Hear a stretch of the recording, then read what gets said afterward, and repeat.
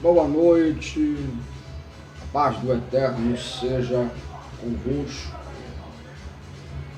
Meus nobres, queridos irmãos, pessoas que acompanham, pessoas que podem acompanhar pela internet, eu gostaria aqui de falar um texto bem simples no livro de Ezequiel, capítulo 3, versículo 1. Depois me disse, filho do homem, come o que achares, come este rolo, vai e fala à casa de Israel. Versículo 1, depois me disse, filho do homem, come o que achares, come este rolo, vai e fala à casa de Israel. Amigos e distintos irmãos, você que professa uma fé cristã, você que é religioso, você que é espírita, você que é católico, você que é de outra religião, eu gostaria de apresentar para você aqui um texto bem simples do livro de Ezequiel. Deus dá uma visão no capítulo 1 do livro de Ezequiel, uma visão maestral. Ezequiel, ele começa narrando um livro, no seu livro, no capítulo 1, ele começa narrando a visão dos querubins. Ele tem uma visão que poucas pessoas certamente teve este privilégio aqui na Terra. Ezequiel tem uma visão baseado nas coisas que Deus haveria de fazer na sua vida e através da sua vida. O profeta Ezequiel, ele foi chamado por Deus, intitulado por Deus como um atalaia. Um atalaia, ele tem uma função um pouco diferenciada. Ele é capaz, a sua função é justamente estar apercebido, alertar o povo quando vier o mal, ou quando estiver para vir o mal sobre a terra. O atalaia, ele seria responsável para justamente deliberar uma palavra de Deus de despertamento. O atalaia era como se fosse um porta-voz de Deus para uma nação. Ezequiel, ele foi justamente isso, ele foi um porta-voz de Deus para a nação de Israel. Ezequiel, ele foi um dos poucos profetas a profetizar e ter a coragem de profetizar em meio a uma grande tribulação, em meio a uma grande a um grande período que o povo de Israel passou exilado numa terra chamada de Babilônia. Para quem conhece a Bíblia, o Antigo Testamento, sabe que o povo judeu sofreu muito na mão de um rei chamado Nabucodonosor. Os príncipes de Israel foram obrigados a sair exilados de sua terra para prestar homenagem ao rei Nabucodonosor, para ser escravo, para ser servo naquela cidade da Babilônia. Entenda uma coisa, queridos, o povo de Israel era um povo tão zeloso pelas coisas de Deus, nos tempos de Moisés, nos tempos dos profetas, nos tempos dos juízes, basicamente ali, só que tem um período de tempo que o povo de Deus, o povo de Israel, ele entra em um estado de extrema apostasia. Eles começam a se rebelar contra Deus. Eles endurecem os seus corações para não praticarem a justiça, para não praticarem o juízo, para justamente defraudar aquilo que Deus já havia constituído na lei e nos seus mandamentos. Sabemos que o povo de Israel era um povo controlado, era um povo regido por leis, por estatutos, por princípios. Eles não poderiam quebrar esses estatutos porque representavam um pacto de Deus com Israel. Quando Israel desviava a sua conduta moral para andar nos caminhos do seu coração, automaticamente eles se desligavam do concerto do seu Deus e a apostasia ela começava a acontecer. Quando a apostasia acontecia, as maldições de Deus parece que era derramada sobre o povo eleito e escolhido de Deus.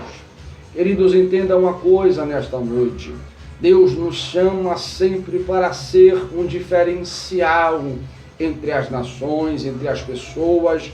Talvez você possa ser um jovem até mesmo ridicularizado por ter uma vida diferente. Talvez você possa ser uma jovem, um moço, um velho, um senhor, uma criança, um adolescente diferenciado. E isso lhe traz, às vezes, consequência diante de seus colegas e amigos, e até mesmo um sentimento de inferioridade bate em seu coração. Mas tenham a certeza de uma coisa: se você anda nos preceitos de Deus, se seus caminhos são regidos pela vontade de Deus, você está na direção certa, e certamente Deus, Ele tem zelado pela sua vida. Observe uma coisa: o livro de Ezequiel, no seu capítulo 1, Deus dá uma visão a um homem que tinha já um curso sacerdotal. Deus tira Ezequiel do meio dos seus irmãos, do meio da vontade de seu pai, do meio da vontade dos seus familiares, porque Ezequiel tinha um curso para ser sacerdote. Só que em meio àquela calamidade, em meio a toda aquela situação que estava ocorrendo, Deus precisava de um homem para falar com o seu povo. Este homem foi justamente o homem chamado Atalaia Ezequiel. Ezequiel, ele tinha um espírito que foi implantado por Deus, um espírito da verdade, um espírito da justiça, um espírito duro diante dos filhos de Israel, porque Ezequiel sabia a sua função, ele sabia a competência pela qual o Senhor havia o designado. Deixa eu lhe dizer uma coisa para você: no capítulo 1, Deus mostra a existência, Deus mostra o mundo espiritual, Deus mostra como funcionava o trabalhar dos anjos em meio à terra. Deus mostra a Ezequiel caminhos de fogo, Deus mostra caminhos de Ezequiel, caminhos de glória. Deus mostra a Ezequiel a sua virtude, a sua presença, seres angelicais, para justamente respaldar a sua chamada, para justamente respaldar o seu caminho, para justamente respaldar as coisas que Ezequiel haveria de falar e haveria de dizer. Existia em Israel pessoas que estavam cativas, milhares de pessoas cativas na Babilônia, só que existiam alguns poucos israelitas que presenciavam em Jerusalém as suas portas queimadas a fogo, que presenciavam em Jerusalém os seus muros quebrados, que presenciavam em Jerusalém o corpo sacerdotal totalmente entristecido e abatido por causa da tribulação babilônica. Agora imagine, queridos, você ser obrigado a sair da sua terra sem um sentimento mútuo, sem uma vontade deliberada no seu coração, justamente para viver em outra terra cujos costumes eram completamente diferentes dos seus que você já estava acostumado. Imagine o povo de Deus que estava totalmente repleto, totalmente carecido neste momento da vontade de Deus, de uma palavra, de um profeta, de um poder celestial para ser derramado sobre ele, para que aquele período viesse a acabar. Imagine que Deus pudesse levantar um homem em meio a toda aquela situação. Este homem foi o profeta Ezequiel. Ezequiel, no capítulo 2, Deus fala com Ezequiel que ele haveria de falar coisas que os filhos de Israel não gostariam que falasse. Ele haveria de falar coisas que o povo de Israel não queria ouvir. Imagine naquela nação, aquela nação cujos deuses não era somente o Deus de Israel, aquela nação cujos deuses eram uma estátua que as pessoas se prostravam para venerá-lo, para adorá-lo, e cujo rei se chamava Nabucodonosor.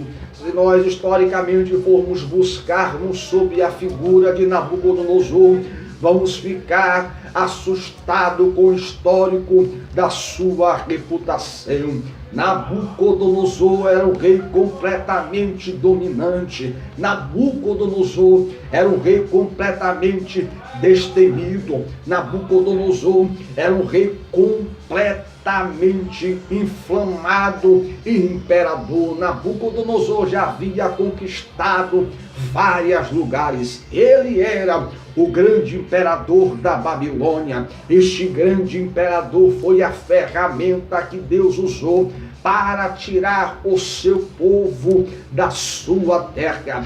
Deus não queria castigar o seu povo, não, mas Deus queria mostrar para Israel que eles precisariam passar por algumas experiências para dar valor ao pacto com Deus, que eles precisariam passar por algumas experiências para dar valor ao conserto de Deus, que eles precisariam passar por alguma recompensa para dar o valor do privilégio, o sabor da palavra de Deus.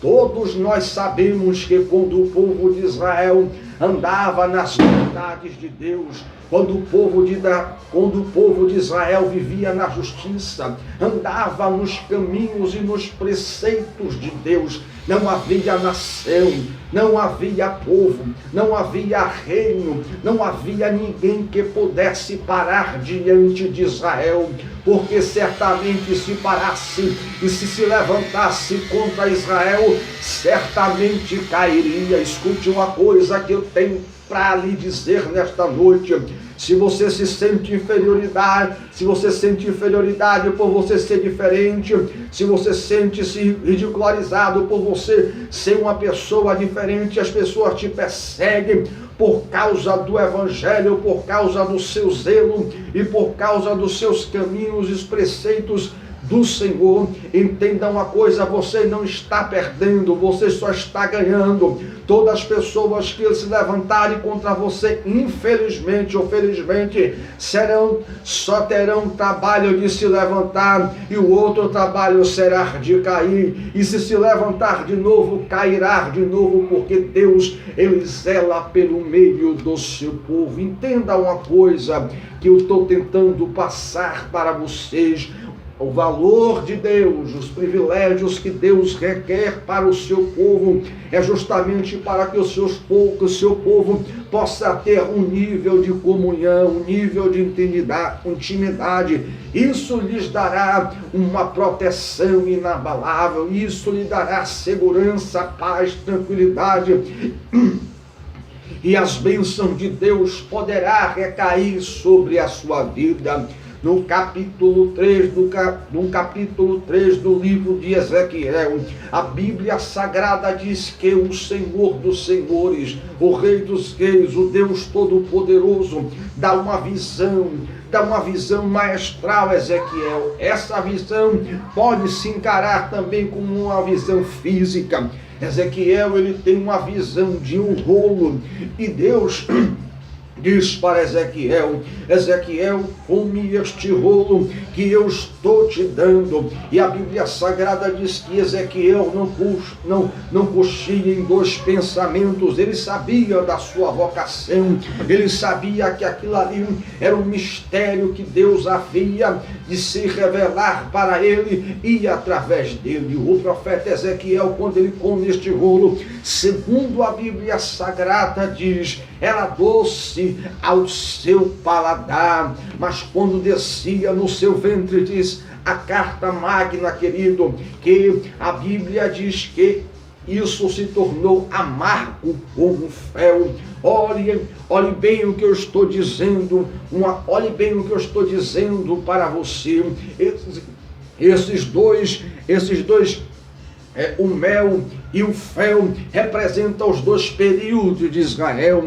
Deus estava dizendo para Israel no início: Israel, eu lhe chamei como uma propriedade peculiar. No início, Israel, você comeu do meu rolo, você comeu do rolo que eu havia lhe dado, você andava em seus caminhos, e eu lhe prometi, e eu cumpri a terra que manava leite e mel. Mas, porventura, vocês se desviaram dos meus caminhos, andaram nos maus preceitos, fizeram coisas que o seu coração desejava, esquecendo dos meus preceitos, das minhas leis, da minha vontade, das minhas bênçãos, saíram da minha cobertura e infelizmente vocês tiveram que experimentar o lado amargo da minha palavra. Entenda uma coisa: o amor de Deus para com Israel representava a terra de Canaã, as bênçãos de Deus, o privilégio de ter Deus como seu porto seguro, de ter Deus como seu advogado, como seu juiz,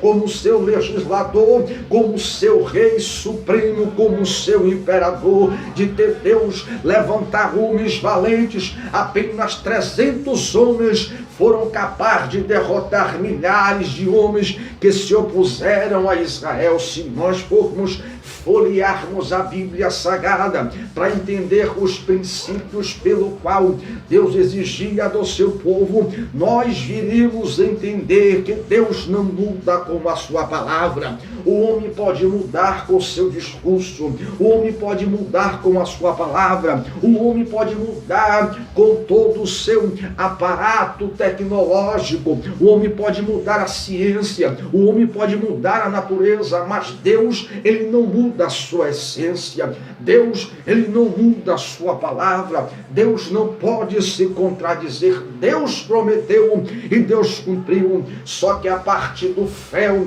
é a parte dolorosa, é a parte que constrangeu Ezequiel. Oh, meu Deus do céu, imagine agora um profeta ser obrigado a comer um rolo. Imagine, senhores e senhoras, se um homem na rua chegar, ou se um homem, ou se uma autoridade chegar para você e dizer assim: meu filho, minha filha, come aqui deste livro. Será que você teria audácia? Será que você teria confiança em comer daquele livro? Certamente você não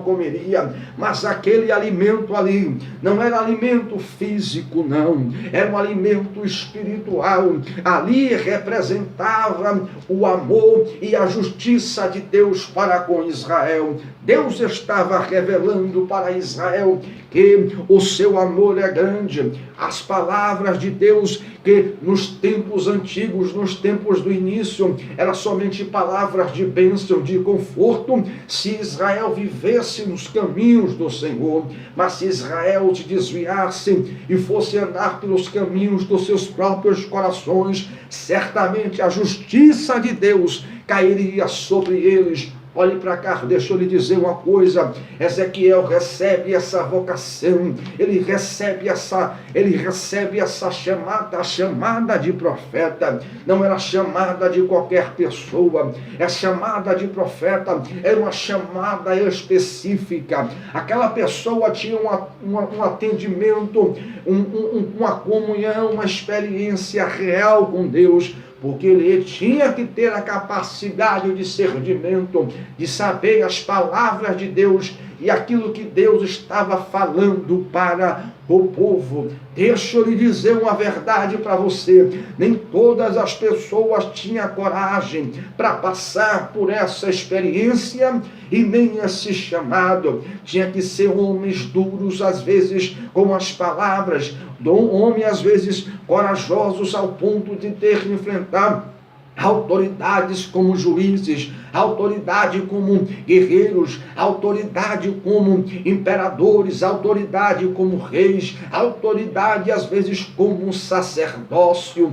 Olhe para cá, deixa eu lhe dizer uma coisa: a vocação de Ezequiel era como uma flecha completamente inflamada contra também os seus inimigos. Deus estava levantando o profeta Ezequiel no meio dos cativos da Babilônia, no meio de pessoas que estavam num repróbio muito grande, no meio de homens que estavam cabisbaixo, entristecido. Por um lado eles sentiam a liberdade de andar em vinho, por outro lado ele não sentia a liberdade de poder sair daquele país e de voltar à sua terra. Era o sonho do povo hebreu, era o sonho do povo judeu.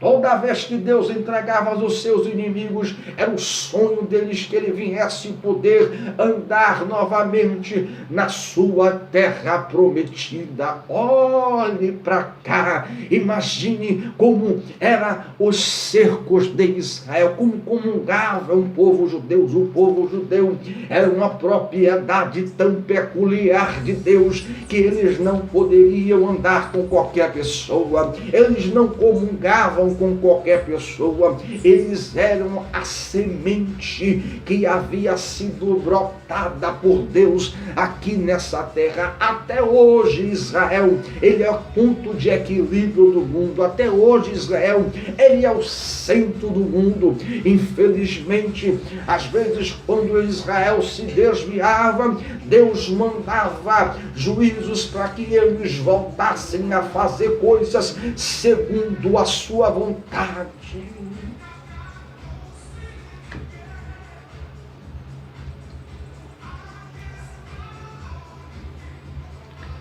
Você pode olhar para a sua vida.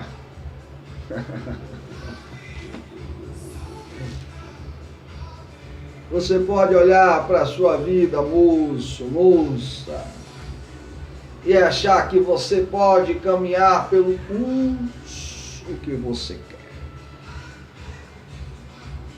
Entenda uma coisa: a Bíblia é baseada em princípios.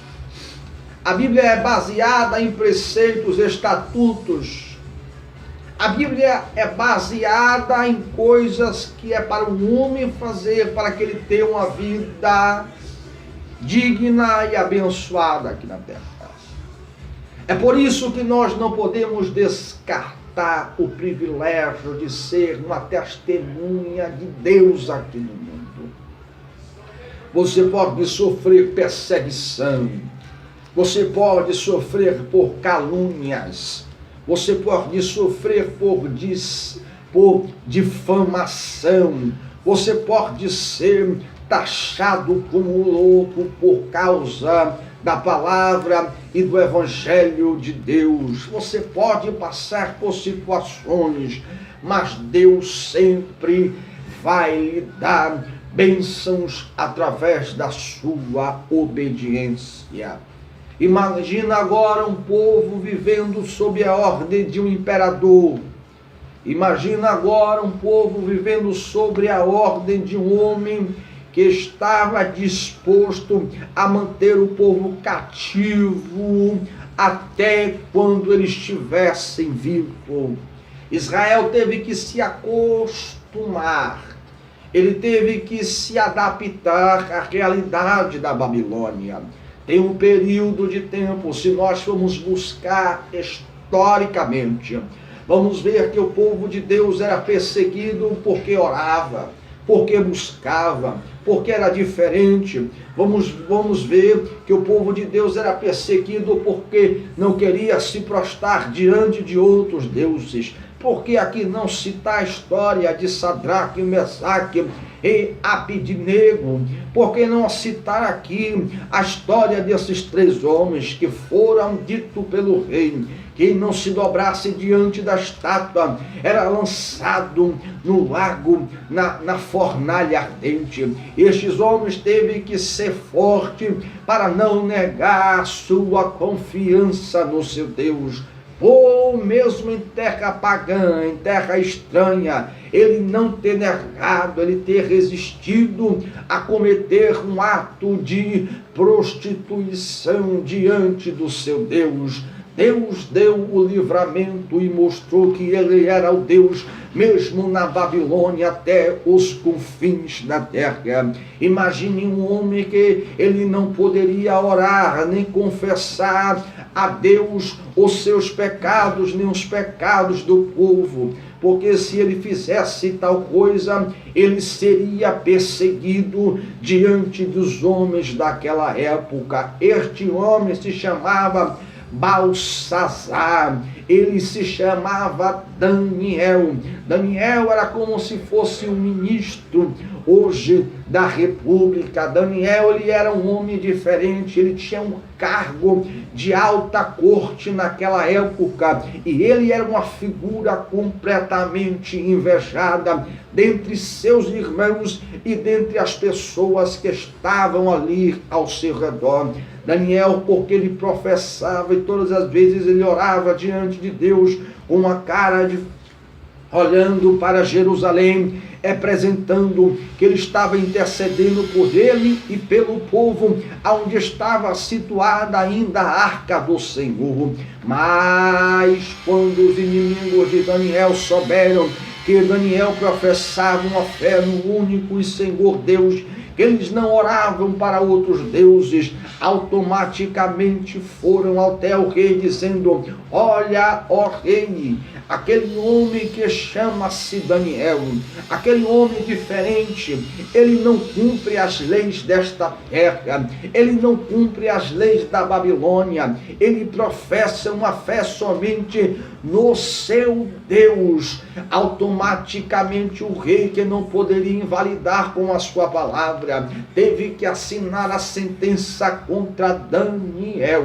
Observe uma coisa, mas quando Daniel é lançado na cova dos leões, ele passa a noite, ele passa a madrugada, dá 1 hora, dá 2 horas da manhã, dá 3 horas da manhã, dá 4 horas da manhã, e o rei também não dorme, dá 5 horas da manhã, quando amanhece, o rei se levanta dos seus aposentos, manda abrir a cova e diz: ó Daniel, homem muito amado, o teu Deus foi capaz de te livrar da cova dos leões, Daniel. Daniel responde ao rei: viva o rei para sempre. Deus enviou o seu anjo e me livrou da boca dos leões. Olhe para cá, deixa eu lhe dizer uma verdade. Você pode viver numa terra de apostasia, você pode ser perseguido, mas se você for fiel, essa palavra, Deus vai ser fiel à sua palavra com você. Shalom. Deus abençoe a sua vida, Deus abençoe a sua família, Deus abençoe o seu ministério. Você pastor, você líder de igreja, você conferencista, você amigo da igreja, você que não professa a fé cristã, mas que você gosta de ouvir uma palavra. Eu me chamo Israel Silva Coelho. Eu estou aqui à disposição de Deus para transmitir uma palavra para o seu coração. Deus é verdade, Ele não muda com seus estatutos nem com a sua palavra. Deus abençoe a sua vida. Estou aqui para lhe ajudar também. Deus abençoe você. Se você gostou, amigo pastor, dono de congregação, eu vou deixar o meu número aí, se você quiser entrar em contato comigo, para que eu dê uma palavra na sua congregação, na sua igreja, eu estarei à sua disposição e do ministério. Deus abençoe você, Jesus abençoe os seus caminhos, em nome daquele que vive e reina para sempre. Amém.